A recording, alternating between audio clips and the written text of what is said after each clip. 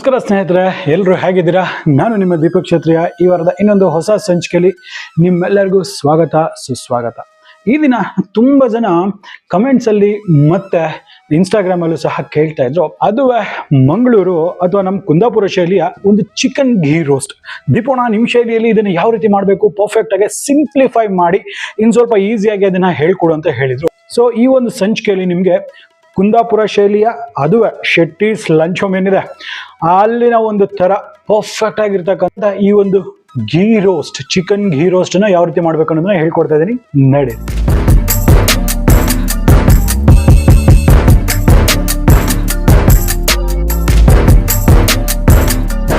ನೋಡಿ, ಈ ಒಂದು ಚಿಕನ್ ಘೀ ರೋಸ್ಟ್ಗೆ ಬೇಕಾಗಿರ್ತಕ್ಕಂಥ ಸಾಮಗ್ರಿಗಳು ಏನೇನಪ್ಪ ಅಂತ ಹೇಳಿದ್ರೆ, ಮೊದಲನೇದಾಗಿ ಇಲ್ಲಿ ನಾನು ಚಕ್ಕೆ ಮತ್ತು ಲವಂಗ ಅಂತ ತಗೊಂಡಿದ್ದೀನಿ. ಇದು ಪೆಪ್ಪರ್, ಕೆಂಪು ಮೆಣಸಿನ ಪುಡಿ, ಮೆಂತೆ, ಹಾಗೆ ಜೀರಿಗೆ, ಅರಿಶಿಣ, ಇದು ಕೊತ್ತಂಬರಿ ಬೀಜ, ಧನಿಯಾ, ಹಾಗೆ ಒಂದು 4 ಎಸಳಷ್ಟು ಕರಿಬೇವಿನ ಸೊಪ್ಪು, ರುಚಿಗೆ ತಕ್ಕಷ್ಟು ಉಪ್ಪು, ಶುಂಠಿ ಮತ್ತು ಬೆಳ್ಳುಳ್ಳಿ ಸುಮಾರು 1 ಇಂಚಷ್ಟು ಒಂದು ಗಡ್ಡೆ, ಮತ್ತೆ ತುಂಬಾ ಇಂಪಾರ್ಟೆಂಟ್ ಆಗಿರ್ತಕ್ಕಂಥ ತುಪ್ಪ ಸುಮಾರು ಒಂದು 50 ml, ಮತ್ತೆ ಇದು ಚಿಕನ್ ಸ್ಟಾಕ್ ಅಂತದ್ದು ಇರುತ್ತಲ್ಲ, ಅದು ಸ್ಟಾಕ್ ಇದ್ರೆ ತುಂಬಾ ಚೆನ್ನಾಗಿರುತ್ತೆ. ಆ ಸ್ಟಾಕ್ ಅನ್ನ ಯೂಸ್ ಮಾಡ್ಕೊಳ್ತಾ ಇದೀನಿ. ಒಂದು ರಾತ್ರಿ ಇಡೀ ನೆನೆಸಿರ್ತಕ್ಕಂಥ ಬ್ಯಾಡಗೆ ಮೆಣಸಿನಕಾಯಿ ಸುಮಾರು ಒಂದು 12. ನೋಡಿ, ಇದರಲ್ಲಿ ಮೇನ್ ಇಂಪಾರ್ಟೆಂಟ್ ಬಂದ್ಬಿಟ್ಟೆ ಈ ಒಂದು ಬ್ಯಾಡಗೆ ಮೆಣಸಿನಕಾಯಿ. ಸೊ ಈ ಬ್ಯಾಡಗೆ ಮೆಣಸಿನಕಾಯಿನ ಒಂದು ದಿನದ ಕಾಲ ರಾತ್ರಿ ಹೊತ್ತು ನಾನು ನೆನೆಸ್ಬಿಟ್ಟಿದ್ದೀನಿ. ಒಂದು ರಾತ್ರಿ ಪೂರ್ತಿ ನೆನೆದಿದೆ. ನೋಡಿ, ಇಷ್ಟು ಸಾಫ್ಟ್ ಆಗಿ ಇರಬೇಕಿದು. ಇಷ್ಟು ಸಾಫ್ಟ್ ಆಗಿ ಇದ್ದಾಗ್ಲೇನೆ ಒಳ್ಳೆ ಗ್ರೈಂಡ್ ಆಗುತ್ತೆ, ಒಂದು ಒಳ್ಳೆ ಟೇಸ್ಟ್ ಬರುತ್ತೆ. ಸೊ ಕಲರ್ ಮತ್ತೆ ಒಂದು ಬಾಡಿ ಅಂತಕ್ಕಂಥದ್ದು ಈ ಒಂದು ಬ್ಯಾಡಗೆಯಿಂದ ಬರುತ್ತೆ. ಒಂದು 600 ಗ್ರಾಮ್ ಅಷ್ಟು ಚಿಕನ್ ಅನ್ನ ತಗೊಂಡಿದ್ದೀನಿ. ಈ ಚಿಕನ್ ಅನ್ನ ಕ್ಲೀನ್ ಆಗಿ ಕಟ್ ಮಾಡಿಬಿಟ್ಟು ಅರಿಶಿಣದಲ್ಲಿ ನಾನು ತೊಳೆದು ಇಟ್ಕೊಂಡಿದ್ದೀನಿ. ಸೊ ಈಗ ಮ್ಯಾರಿನೇಷನ್ಗೋಸ್ಕರ ಒಂದು ಸ್ವಲ್ಪ ಅರಿಶಿಣ, ಖಾರದ ಪುಡಿ ಒಂದು ಅರ್ಧ ಟೀ ಸ್ಪೂನ್ ಅಷ್ಟು ಹಾಕೊಳ್ತೀನಿ, ಅಚ್ಚ ಖಾರದ ಪುಡಿ, ರುಚಿಗೆ ತಕ್ಕಷ್ಟು ಉಪ್ಪು. ಎಲ್ಲ ಉಪ್ಪನ್ನು ಸಹ ನಾನು ಒಟ್ಟಿಗೆ ಇಲ್ಲಿ ಹಾಕೊಂಡ್ಬಿಡ್ತಾ ಇದ್ದೀನಿ. ಸೊ ಇದನ್ನೆಲ್ಲ ಒಂದಕ್ಕೊಂದು ಹೊಂದ್ಕೊಳ್ಳೋ ಹಾಗೆ ಇದನ್ನ ಕ್ಲೀನ್ ಆಗಿ ಮಿಕ್ಸ್ ಮಾಡ್ಕೊಳ್ತಾ ಇದ್ದೀನಿ. ನೋಡಿ, ಇದನ್ನೆಲ್ಲ ಚಂದ ಮಿಕ್ಸ್ ಆಗಿದ್ದಾಗಿದೆ. ಈ ಸಂದರ್ಭದಲ್ಲಿ ಬೇಕಾದ್ರೆ ನೀವು ಮೊಸರು ಅಥವಾ ನಿಂಬೆ ಹಣ್ಣನ್ನು ಬೇಕಾದ್ರೆ ಯೂಸ್ ಮಾಡ್ಬೋದು. ಸೊ ನಾನು ಅದನ್ನು ಬೆಳೆಸ್ತಾ ಇಲ್ಲ. ಸೊ ನೋಡಿ, ಇಲ್ಲಿ ಒಂದು ಕಡಾಯಿ ತಗೊಂಡಿದ್ದೀನಿ. ಈ ಕಡಾಯಿ ಚಂದ ಬಿಸಿ ಆದ ನಂತರ ಇದರಲ್ಲಿ ಮೆಂತೆ ಇರುತ್ತಲ್ಲ, ಈ ಮೆಂತೆ ಕಾಳುಗಳನ್ನ ಹಾಕೊಳ್ತಾ ಇದ್ದೀನಿ. ಈ ಮೆಂತೆ ಕಾಳುಗಳನ್ನ ಸ್ವಲ್ಪ ಹೊತ್ತು ಅಂತ ಹೇಳಿದ್ರೆ ಸ್ವಲ್ಪ ಕೆಂಬಣ್ಣಕ್ಕೆ ಬರೋವರೆಗೂ ನಾವು ಇದನ್ನ ಚೆನ್ನಾಗಿ ಹುರಿಬೇಕಾಗತ್ತೆ. ನೋಡ್ತಿದ್ರಲ್ಲ, ಸುಮಾರು ಇಷ್ಟು ಕೆಂಪಗಾದ್ರೆ ಇದು ಸಾಕಾಗತ್ತೆ. ಸೊ ಈಗ ಮೆಂತೆ ಅಂತಕ್ಕಂಥದ್ದು ಚಂದ ಹುರಿದಿದ್ದಾಗಿದೆ. ಸೊ ಈಗ ಇದರಲ್ಲೇ ಹೋಲ್ ಗರಂ ಮಸಾಲೆಗಳಾಗಿರ್ತಕ್ಕಂಥ ಚಕ್ಕೆ, ಲವಂಗ, ಜೀರಿಗೆ ಒಂದು ಅರ್ಧ ಟೀ ಸ್ಪೂನ್ ತೊಗೊಂಡಿಲ್ಲ, ಆ ಜೀರಿಗೆ, ಮತ್ತೆ ಖಾರ ಇದೆ ಕೊಡ್ತಕ್ಕಂಥದ್ದು ಪೆಪ್ಪರ್ ಇರುತ್ತಲ್ಲ, ಕಾಳು ಮೆಣಸು, ಅದನ್ನೇ ಹಾಕೋಬೇಕು. ಸೊ ಈಗ ಕೊತ್ತಂಬರಿ ಬೀಜ ಅಂತ ಹೇಳಿದ್ರೆ ಧನಿಯಾ 1 ಟೇಬಲ್ ಸ್ಪೂನ್ ಅಷ್ಟು ಹಾಕೊಂಡು ಕಮ್ಮಿ ಹುರಿಯಲ್ಲಿ ಇದನ್ನ ಒಂದ್ ಸ್ವಲ್ಪ ಘಮ ಬರುತ್ತೆ, ಒಂದೊಳ್ಳೆ ರೋಸ್ಟ್ ಮಾಡಬೇಕು. ಘಮ ಬರೋವರೆಗೂ ಇದನ್ನ ಚಂದ ಹುರಿಯುವ. ನೋಡಿ, ಇವಾಗ ಕರೆಕ್ಟ್ ಆಗಿ ಒಂದು 3 ನಿಮಿಷ ತಗೊಂಡು ನನಗೆ ಇಷ್ಟು ಮಾತ್ರ ಪರ್ಫೆಕ್ಟ್ ಆಗಿ ಗೋಲ್ಡನ್ ಬ್ರೌನ್ ಆಗಿ ಹುರಿದಿದ್ದಾಗಿದೆ. ಸೊ ಈಗ ಇದೊಂದು ಪ್ಲೇಟ್ ಅಲ್ಲಿ ನಾನು ತೆಗೆದುಕೊಳ್ತಾ ಇದ್ದೀನಿ. ಏನಕ್ಕಂದ್ರೆ ತಣ್ಣಗಾಗ್ಲಿಕ್ಕೆ. ಇದನ್ನ ಹಾಕಿದ ನಂತರ, ತಣ್ಣಗಾದ ನಂತರ ಇದನ್ನ ನಾನು ಮಿಕ್ಸಿಯಲ್ಲಿ ಹಾಕೊಂಡು ಇದನ್ನ ತರ್ತರಿಯಾಗಿ ರುಬ್ಕೊಂಡ್ ಬರ್ತೀನಿ. ನೋಡಿ, ಇದು ತರ್ತರಿಯಾಗಿ ಒಂಥರ ಪೌಡರ್ ತರ ಇದಾಗಿದಿಲ್ಲ, ಇಷ್ಟು ತರ್ತರಿಯಾಗಿದ್ರೆ ಇದು ಸಾಕಾಗಿದೆ ಅಂತ ಅರ್ಥ. ಸೊ ಈಗ ಇದರಲ್ಲಿ ನಾನು ಶುಂಠಿ ಮತ್ತೆ ಬೆಳ್ಳುಳ್ಳಿ ಏನು ಹೋಲಿರುತ್ತಲ್ಲ ಅದನ್ನೆಲ್ಲ ಹಾಕೊಂಡ್ಬಿಟ್ಟು ಜೊತೆಲೆ ನೆನ್ಸಿರ್ತಕ್ಕಂಥ ಈ ಒಂದು ಮೆಣಸಿನಕಾಯಿ, ಬ್ಯಾಡಗೆ ಮೆಣಸಿನಕಾಯಿ ಎಲ್ಲನೂ ಹಾಕೊಂಡು ಒಂದು ಫೈನ್ ಪೇಸ್ಟ್ ಆಗಿ ನಾನು ಮಾಡ್ಕೊಂಡು ಬರ್ತೇನೆ. ನೋಡ್ತಿದ್ರಲ್ಲ, ಈ ರೀತಿ ನೋಡಿದ್ರೆ ಎಷ್ಟು ಖಾರ ಇರುತ್ತಪ್ಪ, ಎಷ್ಟು ಭಯಂಕರವಾಗಿ ಕಾಣಿಸುತ್ತಲ್ಲ, ಅಷ್ಟೇ ಖಾರ ಇರೋದಿಲ್ಲ. ಖಾರ ಎಲ್ಲ ಬರ್ತಕ್ಕಂಥದ್ದು ಪೆಪ್ಪರಲ್ಲಿ. ಈಗ ಈ ಮಸಾಲೆ ರೆಡಿ ಆಗಿದೆ, ಪಕ್ಕಕ್ಕಿಡುವ. ಈಗ ಈ ಬಾಣಲೆಯಲ್ಲಿ ನಾನು ತುಪ್ಪವನ್ನ ತಗೊಳ್ತೀನಿ. ಹೆಚ್ಚು ಕಮ್ಮಿ ಒಂದು 50 ml ನಾನು ಹಾಕೊಂಡಿದ್ದೀನಿ. ಕೆಲವ್ರು ಕೇಳ್ತಾರೆ, ನನಗೆ ಗೊತ್ತು, ಇದೀಬೋಣ ಇದರಲ್ಲಿ ತುಪ್ಪದ ಬದಲು ಸ್ವಲ್ಪ ಎಣ್ಣೆ ಉಪಯೋಗಿಸ್ಬೋದಾ ಅಂತ ಕೇಳ್ತೀರಾ. ರೆಸಿಪಿ ಹೆಸರಲ್ಲ ಇದೆ ಘೀ ರೋಸ್ಟ್ ಅಂತ. ಸೊ ಹಾಗಾಗಿ ಇದನ್ನ ಘೀಯಲ್ಲಿ ಮಾಡಿದ್ರೆ ಅತ್ಯುತ್ತಮ. ನಿಮಗೆ ಬೇಡ, ಏನಾದ್ರೂ ಜಾಸ್ತಿ ಕ್ಯಾಲೋರೀಸು ಅದು ಇದು ಜಾಸ್ತಿ ಫ್ಯಾಟ್ ಆಗುತ್ತೆ ಅಂತ ಅನ್ಕೊಂಡ್ರೆ ನೀವು ಬೇಕಾದ್ರೆ ತುಪ್ಪದ ಬದಲು ಸ್ವಲ್ಪ ಎಣ್ಣೆನ ಬೇಕಾದ್ರೆ ಬಳಸ್ಕೋಬಹುದು. ಬಟ್ ನಾನು ಹೇಳ್ತೀನಿ, ಬದುಕಿರೋದೇ ತಿನ್ನೋದಕ್ಕೆ, ಒಂದು ಸ್ವಲ್ಪ ವರ್ಷಗಳು ಬದುಕ್ತೀವಿ, ಚೆನ್ನಾಗಿ ತಿಂದು ಒಂದೇ ಸತಿ ಹೋಗುವ. ಇನ್ನೊಂದು, ನಿಮ್ಮ ತಲೆಯಿಂದ ತೆಗೆದ್ಬಿಡಿ ತುಪ್ಪ ಅಂತಕ್ಕಂಥದ್ದು ಕೆಟ್ಟದು ಅಂದ್ಬಿಟ್ಟು. ಅದರಷ್ಟು ಒಳ್ಳೆ ಫ್ಯಾಟ್, ಅದರಷ್ಟು ಒಂದು ಒಳ್ಳೆ ಆಯಿಲ್ ಇಡೀ ವರ್ಲ್ಡ್ ಅಲ್ಲಿ ಇನ್ನೊಂದಿಲ್ಲ. ಸೊ ಹಾಗಾಗಿ ಯಾವಾಗಲೂ ಒಂದ್ಸತಿ ಮಾಡ್ಕೊಂಡು ತಿನ್ನೋದ್ರಿಂದ ಯಾವುದೇ ರೀತಿಯಾದ ಹಾನಿ ನಿಮ್ಗೆ ದೇಹಕ್ಕಂತೂ ಆಗೋದಿಲ್ಲ. ತುಪ್ಪ ಚಂದ ಬಿಸಿಯಾಗಿರ್ತಲ್ಲ, ಇದರಲ್ಲಿ ಈ ಚಿಕನ್ ಪೀಸಸ್ನ ಏನ್ ಮ್ಯಾರಿನೇಟ್ ಮಾಡಿದ್ವಲ್ಲ ಅದನ್ನೆಲ್ಲನೂ ಹಾಕೊಳ್ತೇನೆ.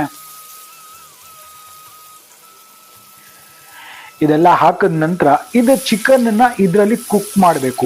ಯಾವ ರೀತಿ ಕುಕ್ ಮಾಡಬೇಕಪ್ಪ ಅಂತ ಹೇಳಿದ್ರೆ ಚೆನ್ನಾಗಿ ಮುಗಿಸ್ತಾ ಚಿಕನ್ ಅಲ್ಲಿ ಇರ್ತಕ್ಕಂಥ ನೀರಿನ ಅಂಶ ಎಲ್ಲ ಹೊರಗೆ ಬಿಡಬೇಕು. ಅಲ್ಲಿವರೆಗೂ ನಾವು ಇದನ್ನ ಕುಕ್ ಮಾಡಬೇಕಾಗತ್ತೆ. ಸುಮಾರು ಒಂದು 3 ನಿಮಿಷ ಆದರೂ ತಗೊಳುತ್ತೆ. ಸೊ ಅದ್ರ ಮಧ್ಯದಲ್ಲ ನಾನು ಇದು ಸ್ವಲ್ಪ ಕರಿಬೇವಿನ ಸೊಪ್ಪನ್ನು ಹಾಕೊಂಡ್ಬಿಡ್ತೀನಿ. ಆ ಬೇವು ಸೊಪ್ಪಿನ ಒಂದು ಒಳ್ಳೆ ಘಮ ಇರುತ್ತಲ್ಲ, ಟೇಸ್ಟ್ ಫ್ಲೇವರ್ ತುಂಬ ಚೆನ್ನಾಗಿರುತ್ತೆ. ನೀವು ಬೇಕಂದ್ರೆ ಸ್ಕಿಪ್ ಮಾಡ್ಕೋಬಹುದು. ನನಗೆ ತುಂಬಾ ಇಷ್ಟ ಘೀ ರೋಸ್ಟಲ್ಲಿ ಕರಿಬೇವಿನ ಸೊಪ್ಪಿನ ಫ್ಲೇವರು. ಸೊ ಆ ಕಾರಣಕ್ಕಾಗಿ ನಾನು ಇದರಲ್ಲಿ ಹಾಕೊಳ್ತಾ ಇದ್ದೀನಿ. ಸೊ ಇದನ್ನ ಒಂದು 5 ನಿಮಿಷಗಳ ಕಾಲ ಕುಕ್ ಮಾಡುವ. ನೋಡಿ, ಒಂದು 5 ನಿಮಿಷ ಆದ ನಂತರ ನೀವು ನೋಡ್ಬೋದು ಸ್ವಲ್ಪ ನೀರನ್ನ ಬಿಟ್ಕೊಳಕ್ ಶುರು ಆಗ್ಬಿಟ್ಟಿದೆ. ನಾನು ಇದರಲ್ಲಿ ಯಾವುದೇ ರೀತಿಯಾಗಿ ನೀರನ್ನ ಹಾಕಿಲ್ಲ. ಸೊ ಇದಾದ ನಂತರ ನಾನು ಏನು ನಾವು ಮಸಾಲೆ ರುಬ್ಬಿಟ್ಟಿದ್ವಲ್ಲ ಚಿಕನ್ ಘೀ ರೋಸ್ಟ್ ನಾನು ತೋರಿಸಿದ್ನಲ್ಲ, ಆ ಮಸಾಲೆ ಸಂಪೂರ್ಣವಾಗಿ ಇದ್ರಲ್ಲಿ ಹಾಕೊಂಡ್ಬಿಡೋಣ. ನೋಡಿ, ಇದೇ ಇವಾಗ ಈ ಒಂದು ರೆಸಿಪಿಯ ಮೇನ್ ಮಜಲು ಅಂತ ಹೇಳಿದ್ರೆ, ಇವಾಗ ಚಿಕನ್ನು ಎಲ್ಲ ಸ್ವಲ್ಪ ಕುಕ್ ಆಗಿದೆ.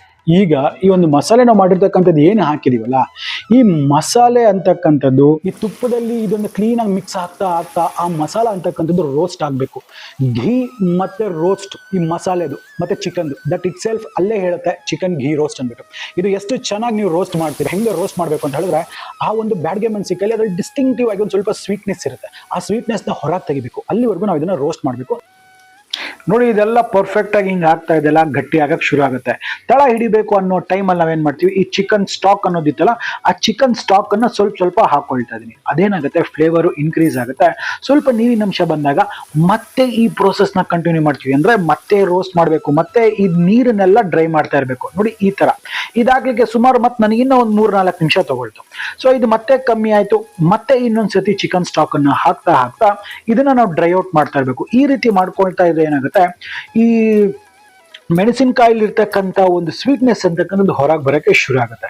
ಸೊ ಈ ಪ್ರೋಸೆಸ್ನ ಮತ್ತೆ ಇದೇ ರೀತಿ ಮಾಡಬೇಕಾಗುತ್ತೆ. ಹೆಚ್ಚು ಕಮ್ಮಿ ಒಂದು 30 ನಿಮಿಷಗಳ ಕಾಲ ಬೇಕಾಗುತ್ತೆ. ಸೊ ನೋಡಿ, ಇವಾಗ ಇದರಲ್ಲೆಲ್ಲ ನೀರಿನ ಅಂಶ ಎಲ್ಲ ಹೋದಂಗೆ ಆಗಿದೆ. ಸೊ ಈಗ ಏನ್ ಮಾಡ್ತೀನಿ, ಇನ್ ಸ್ವಲ್ಪ ತುಪ್ಪ ಮಿಕ್ಕಿತ್ತಲ್ಲ, ಆ ತುಪ್ಪವನ್ನೆಲ್ಲ ನಾನು ಹಾಕೊಳಕ್ ಶುರು ಮಾಡ್ತಿದ್ದೀನಿ. ಇನ್ ಸ್ವಲ್ಪ ತುಪ್ಪ ಲಾಸ್ಟ್ ಅಲ್ಲಿ ಹಾಕಿ ನಾನು ತೆಗೆದಿಟ್ಕೊಳ್ತೀನಿ. ಸೊ ಈಗ ಮತ್ತೆ ಸೇಮ್ ಅದೇ ರೀತಿ ಹಾಕಿ ಇದನ್ನ ಎಲ್ಲ ಒಂದಕ್ಕೊಂದು ಹೊಂದ್ಕೊಳ್ಳೋ ಹಾಗೆ ಮಿಕ್ಸ್ ಮಾಡ್ತಾ ಇರಿ, ಮತ್ತೆ ರೋಸ್ಟ್ ಮಾಡ್ತಾ ಇರಿ. ಪ್ರತಿಯೊಂದುವೆ ಲೋ ಫ್ಲೇಮಲ್ಲಿ ಆಗ್ತಾ ಇರಬೇಕು, ಮೀಡಿಯಂ ಫ್ಲೇಮಲ್ಲಿ. ನೋಡಿ, ಸೈಡ್ಸ್ ಅಲ್ಲೆಲ್ಲ ತುಪ್ಪ ಬಿಡಕ್ ಶುರು ಆಗಿದೆ. ಈ ಸಂದರ್ಭದಲ್ಲಿ ಇದೆಲ್ಲ ಆಗೋಕ್ ಬಂದಿದೆ ಅಂತ ಅರ್ಥ. ಒಂದು ಅರ್ಧ ಟೀ ಸ್ಪೂನ್ ಅಷ್ಟು ಗರಂ ಮಸಾಲಾ ಪೌಡರ್ ಅನ್ನ ಹಾಕೊಳ್ತೀನಿ. ರೆಗ್ಯುಲರ್ ಮನೇಲಿ ಇರ್ತಕ್ಕಂಥ ಯಾವುದೇ ಗರಂ ಮಸಾಲಾ ಪೌಡರ್ನ ನೀವು ಉಪಯೋಗಿಸ್ಕೋಬಹುದು. ಸೊ ಈಗ ಒಂದ್ಸರಿ ಸುಮ್ಮನೆ ಹಂಗೆ ಕೈ ಆಡಿಸ್ತಾ ಇದ್ದೀನಿ ಅಷ್ಟೇ. ಇದಾಗಿದ ತಕ್ಷಣ ಮಿಕ್ಕಿರ್ತಕ್ಕಂಥ ತುಪ್ಪ ಎಲ್ಲವನ್ನು ಹಾಕೊಂಡ್ಬಿಡ್ತೀನಿ.